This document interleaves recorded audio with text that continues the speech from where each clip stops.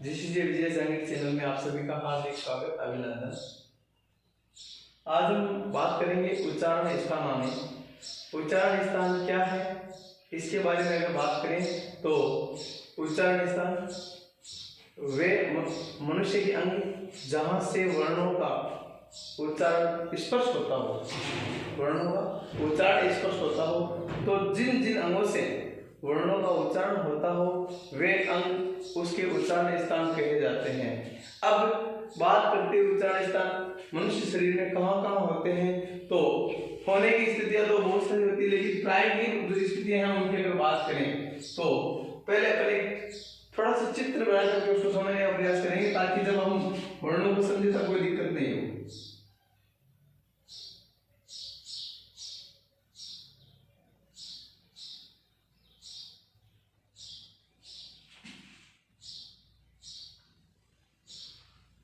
अब देखिए ध्यान से, मनुष्य शरीर का कुछ ऐसा ही हिस्सा जिसकी अगर अपन बात करें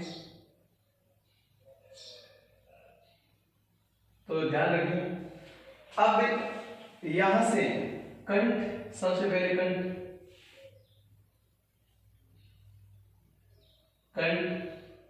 यहां तालु,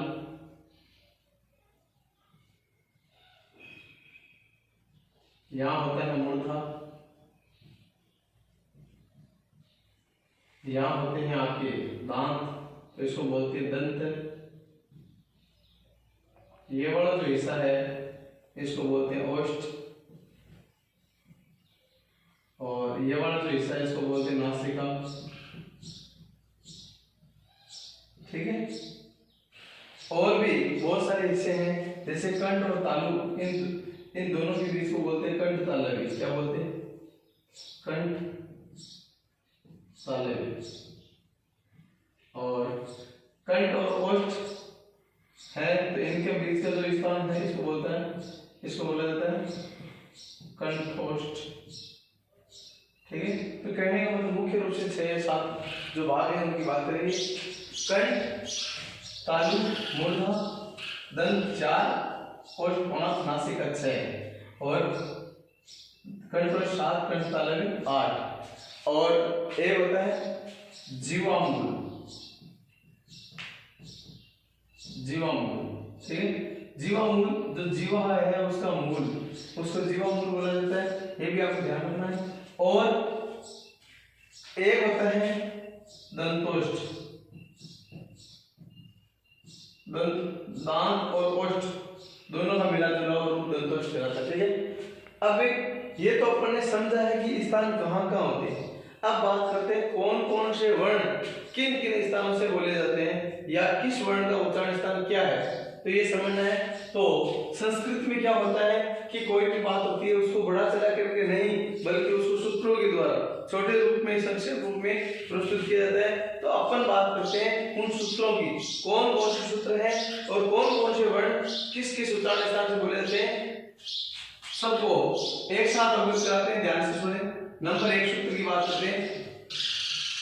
सूत्र है आपको है विसर्जनीयानाम कंठ है। अब आपको एक चीज यहां समझना है, समझने वाली बात क्या है कि ये क्या कहना चाहता है, आपको विसर्जनीय कंठ क्या कहना चाहता है। एक तो आपको ध्यान रखना है, जैसे कु, चू, टू, तू और पू, अगर ये वर्ण है ऐसा लिखा हुआ है तो इसका मतलब ये है कि ये क वर्ग की बात करता है। पूरी किसकी बात करता है? क वर्ग की। क वर्ग में कौन कौन से वर्ण आते हैं, तो क, ख, ग, घ और ग। और चू का मतलब च वर्ग कंप्लीट, टू का मतलब त वर्ग कंप्लीट, सॉरी टू का मतलब त वर्ग कंप्लीट, टू का मतलब त वर्ग कंप्लीट, और पू का मतलब प वर्ग पूरा।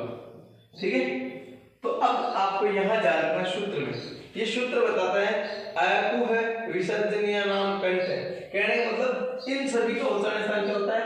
कंठ होता है। तो एक बार देखिए, इस ए का मतलब है ए और आ दोनों क्या है? ए और आ दोनों।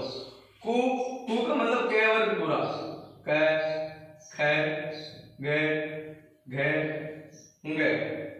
ध्यान रखें, एक होता है ङ, एक होता है ड, एक होता है हड़। ये जो पांचवा वर्ण होता है इसके सामने बिंदी लगती है, न कि नीचे लगती है। बहुत सारे स्टूडेंट इसको गलत करते हैं, लेकिन आपको ध्यान रखना है ग में ये वाली सामने बिंदी लगती है, और ये जो होता है ये बहुत कम जगह काम में लिया जाता है, द्विस्पृष्ट वर्ण होता है। इसकी अपन ने चर्चा पहले भी की है, ठीक है। अब ए हो गया, कु वर्ग हो गया, कु वर्ग, कु का मतलब क वर्ग पूरा है, आगे क्या है। और विसर्जनीय का अर्थ होता है विसर्ग, क्या अर्थ है विसर्ग। विसर्ग क्या होती है, इस प्रकार से अनुपात का जो चिन्ह लगाया होता है उसको विसर्ग बोला जाता है, ठीक है, संस्कृत में। तो कहने का मतलब इन सभी का उच्चारण स्थान क्या है, वो है कंठ। क्या है, कंठ। तो जब ये कंठ है तो इन सभी को एक साथ अगर बात करें तो इनको कहा जाता है कंठ्य वर्ण। क्या कहा जाता है, कंठ्य वर्ण। अब परीक्षा में अगर क्वेश्चन आए निम्न में से कंठ्य वर्ण है, तो ध्यान रखें ए आ क वर्ग है और विसर्ग एक कंठ्य वर्ण है। और अगर पूछे कि नहीं है तो भी आपको ध्यान रखना है, नहीं होने का मतलब क्या है कि तीन तो इसी में से होंगे, एक नहीं होगा, तो नहीं होगा उसको अलग करना है। दूसरा सूत्र है एचुषाणाम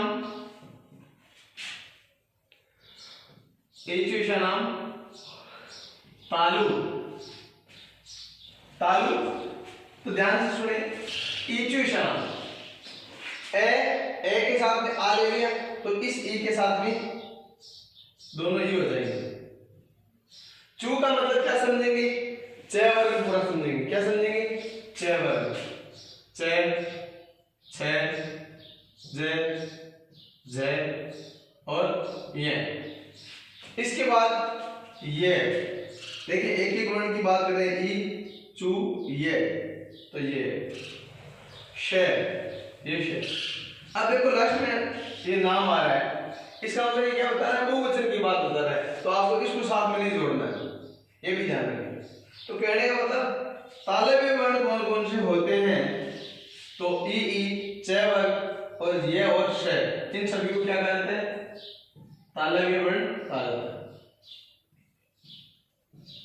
अब इन सभी का मनुष्य चित्र में कहां से उच्चारण होता है, तो आप यहां देखेंगे इसका उच्चारण तालु है, तो ये तालव्य वर्ण है, यहीं से इनका उच्चारण होता है। देखिए तालव्य वर्ण का उच्चारण स्थान क्या है, तालु। ध्यान रखना, छोटी छोटी बातें, और 2 नंबर का क्वेश्चन भी बनता है इससे। इसके बाद तीसरा ऋटुषाणाम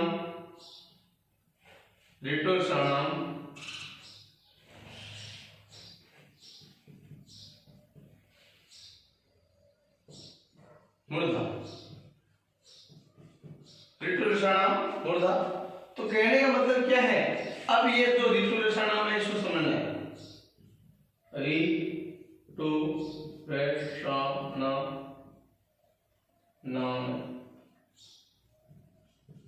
ऋटुषाणाम मूर्धा।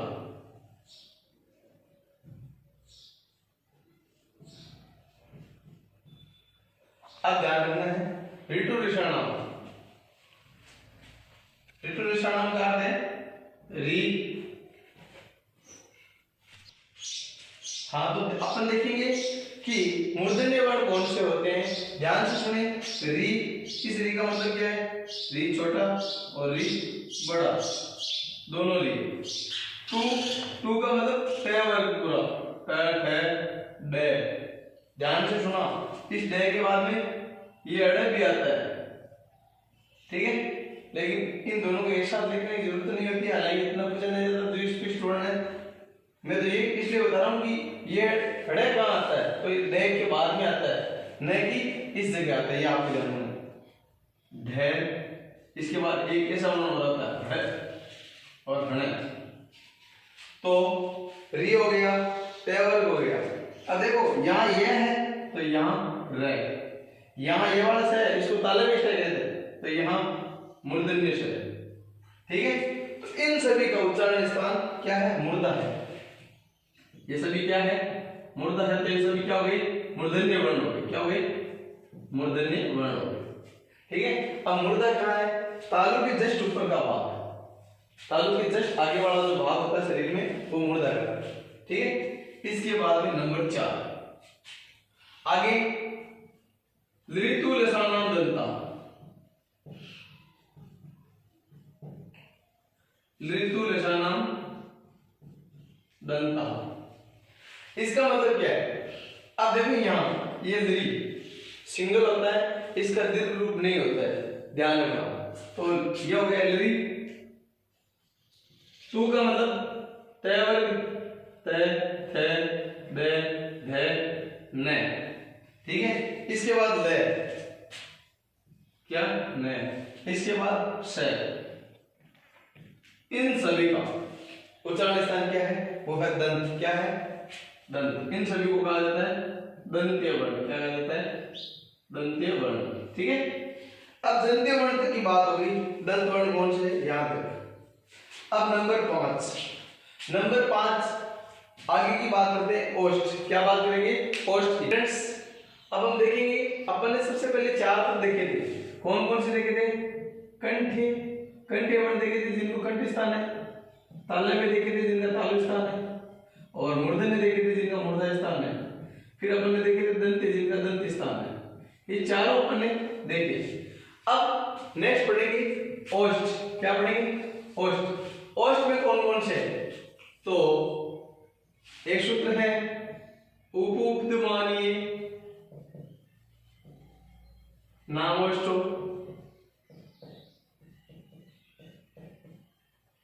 उपयुक्त मानिए नामोष्ठो। कहने का मतलब क्या, इसको समझना है।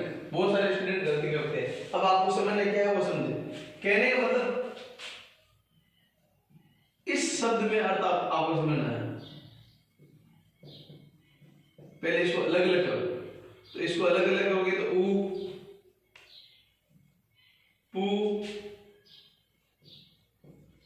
उपदमानीय, इस प्रकार से ये क्या है, क्यों, या जो दीर्घ है उ, वो उ पहले छोटा है, पु वर्ग बड़ा है, उसके बाद में उपदमानीय। तो उपदमानीय वर्ण कौन से होते हैं उनकी भी अपन चर्चा करेंगे, तो ध्यान से सुनना। उपदमानीय नामोष्ठो, तो कहने का मतलब उ और उ। इसके बाद में पु, पु यानी पय वर्ग। पय वर्ग में कौन कौन से हैं, पय, फै, ब, भ और मैं। उ हो गया, दोनों उ हो गए, पय वर्ग हो गया। और इसके बाद उपदमानीय। उपदमानीय क्या होते हैं, उपदमानीय जैसे विसर्ग क्या होता है अपने ऐसा होता है। क्या होता है, विसर्ग कैसा होता है, तो आधा जो विसर्ग होता है, आधा जो विसर्ग होता है वो कैसा होता है, इस प्रकार का होता है। तो जिन वर्णों के आगे इस प्रकार से हो, तो 2 प्रकार के होते हैं ये भी। अब 2 प्रकार के कौन से होते हैं, तो एक होता है जीवामूल, अर्ध कहने मतलब अर्ध विसर्ग होती है, और अर्ध विसर्ग कितने प्रकार की होती है, 2 प्रकार की होती है। अर्ध विसर्ग 2 प्रकार की होती है। तो सबसे पहले एक होती है जीवामूल, जिसकी हम चर्चा आगे करेंगे, और एक होती है आगे उपदमानीय। अभी अपन उपदमानीय की चर्चा करें, तो उपदमानीय 2 वर्ण होते हैं, प और फ। प और फ से अगर अर्ध विसर्ग का चिन्ह हो तो उनको उपदमानीय कहा जाता है, और अगर क या फ से पहले, क और फ से पहले अगर अर्ध विसर्ग का चिन्ह हो तो उसे जीवामूलीय वर्ण कहा जाता है। ठीक है, अभी अपन बात करें उपदमानीय वर्णों की, तो उपदमानीय वर्ण कौन कौन से, ये ध्यान रखें, प और ये फ, ये दोनों क्या है, उपदमानीय वर्ण है। इसके बाद 5 के बाद बात करते हैं, देखो अब की बात में खास मोस्ट ओष्ठ तक हो गई बात।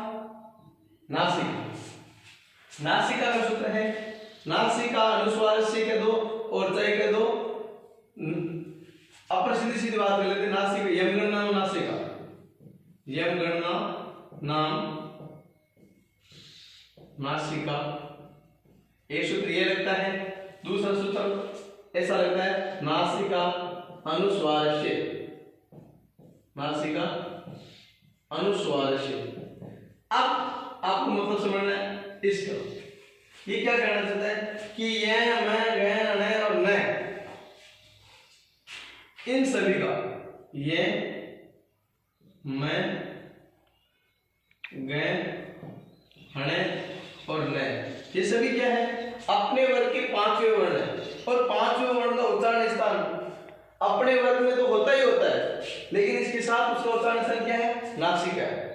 क्या है, नासिका है।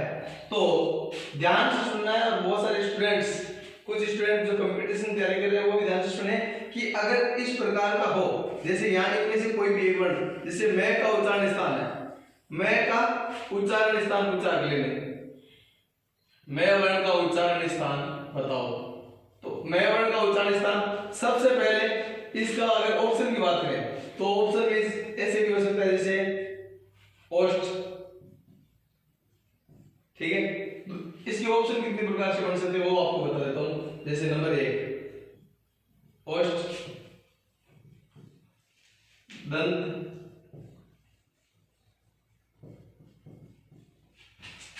कंठ और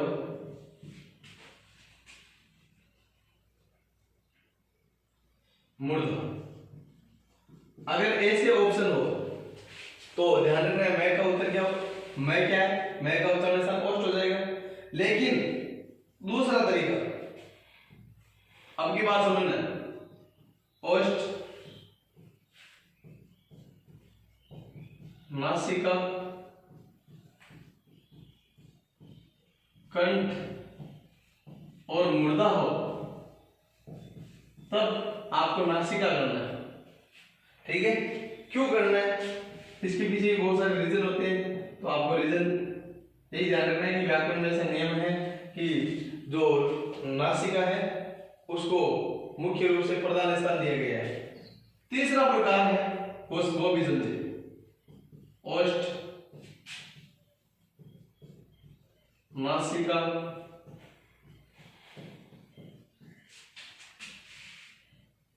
उभो, उभो का अर्थ होता दोनों, और घे, उभावेव न, दोनों ही नहीं। तो अब अपने पास स्थिति हो गई कि अगला ओष्ठ भी बता रहा है, नासिका भी बता रहा, अगला ऑप्शन दे रहा हूं उभो, उभो का अर्थ होता दोनों। तो ऐसी स्थिति में आप ऑप्शन करोगे घे, उभो, उभो है दोनों, ठीक है। और अपने आप में अगर जैसे ओष्ठ है ही नहीं, जैसे नासिका,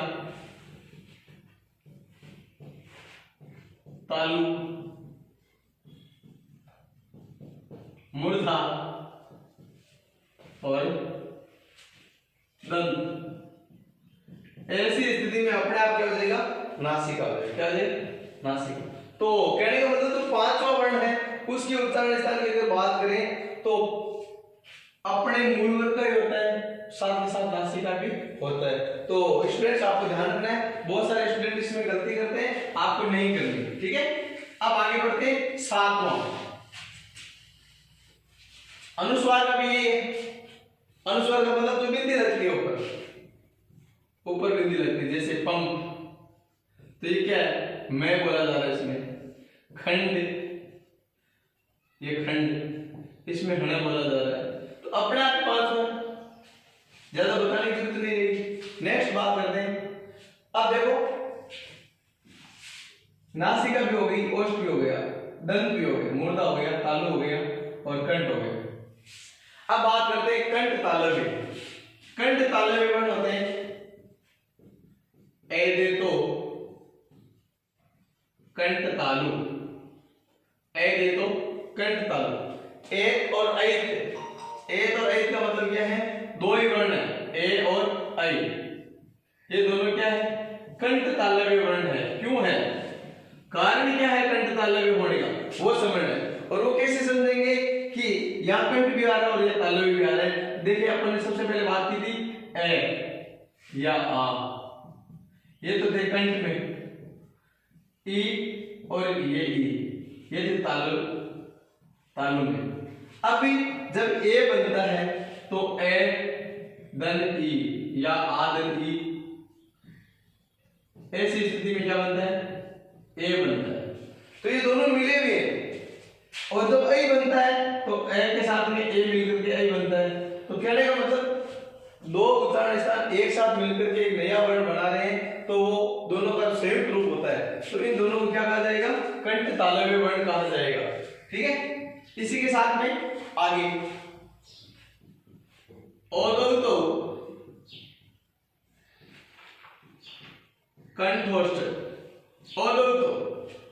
औदौतो में इसी प्रकार से कंठ और ओष्ठ। ओष्ठ जैसे कंठ क्या हो गया, उ और उ, इन दोनों का उच्चारण स्थान क्या होता है? ओष्ठ होता है। तो कंठ और ओष्ठ, कंठोष्ठ। अब कंठोष्ठ में क्या है? दो वर्ण है, जैसे ए और उ। ये चार प्रकार की स्थिति हो सकती है, जैसे ए या आ के बाद में अगर उ या उ होता है तो उन दोनों के स्थान पर ओ होता है, लेकिन ए के बाद में जब ओ मिलता है तब औ होता है। ठीक है, तो ये दोनों एक ही स्थान से निकलते हैं, इन दोनों को कहा जाता है कंठोष्ठ वर्ण, ओ और औ। इन दोनों को क्या कहा जाता है? कंठोष्ठ वर्ण कहा जाता है। तो स्टूडेंट्स आपको ध्यान रखना है, कंठोष्ठ वर्ण कौन से होते हैं? दो ही वर्ण होते हैं। इसके बाद नंबर 9, एक वर्ण जो पूरी की पूरी उच्चारण स्थान में चर्चा में भी नहीं है अभी तक, वो वर्ण कौन सा है? तो वो वर्ण है व। तो उसके लिए सूत्र है वकारस्य दंतोष्ठ, वकारस्य दंतोष्ठम। तो वकार से अर्थ क्या है? व। तो व का उच्चारण स्थान क्या है? दंतोष्ठ। इसलिए इसको कहा जाता है दंतोष्ठ वर्ण। क्या कहा जाता है? दंतोष्ठ वर्ण। अब अंतिम जो अपन ने सबसे पहले बात की थी अर्ध विसर्ग की। अर्ध विसर्ग दो प्रकार के होते हैं, एक होता है जीवामूलीय और दूसरा होता है उपध्मानीय। उपध्मानीय की चर्चा अपन ने की थी, अब बात करते हैं जीवामूलीय की। तो जीवामूलीय, जीवामूल्य से जीवामूल्य, जीवामूल्य से जीवामूल्य या जीवामूल्य, इस प्रकार से ये आपको ध्यान रखना है। तो कहने का मतलब ये दो वर्ण कौन से होते हैं? ये होते हैं अर्ध विसर्ग के बाद में क, अर्ध विसर्ग के बाद में ख। ये दोनों क्या है? जीवामूलीय वर्ण कहलाते हैं। तो अब अपन ने अभी तक पढ़ा उच्चारण स्थान, और उच्चारण स्थान में अपन ने छोटी छोटी बातें जानी है। तो कई कई विद्वान उच्चारण स्थान के 7 वेद मानते हैं, कई 8 मानते हैं।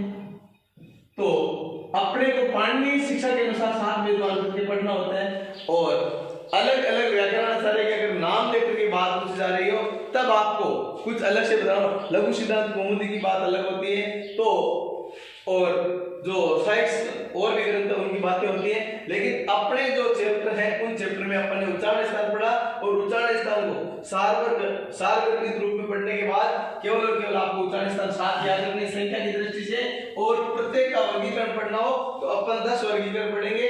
और अगली क्लास में जब भी हम मिलेंगे तब मिलेंगे एक नए चैप्टर के साथ। और अगर अभी तक आपने जिस चैनल को सब्सक्राइब नहीं किया है तो जिस चैनल को सब्सक्राइब करें, लाइक करें, कमेंट करें। थैंक यू, जय हिंद।